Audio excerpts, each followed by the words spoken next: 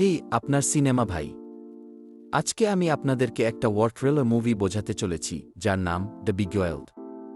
স্পয়েলার alert. সিনেমাটা দেখতে চান তাহলে আগে দেখে নিন। চলুন শুরু করি। ঘটনাটা শুরু হয় 1864 সালে আমেরিকান সিভিল ওয়ারের তৃতীয় বছরে ভার্জিনিয়াতে। একটা ছোট মেয়ে অ্যামি জঙ্গলের মধ্যে হেঁটে হেঁটে মাশরুম কুড়াচ্ছিল।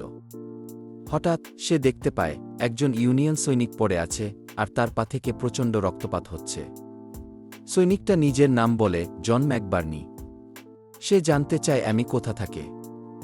অ্যামি জানা সে কাছাকাছি একটা বোর্ডিং স্কুলে থাকে, সেখানে মাত্র 4 জন ছাত্রী, এক শিক্ষক আর স্কুলের মালিক মিস মার্থা আছেন। এটা শুনেই জন অনুরোধ করে যেন তাকে স্কুলে নিয়ে যাওয়া হয়। শত্রুপক্ষের হলেও অ্যামি দয়া করে তাকে সাহায্য করতে রাজি হয়। তারা স্কুলে পৌঁছানোর কিছুক্ষণের মধ্যেই জন দরজার সামনে জ্ঞান হারিয়ে পড়ে যায়।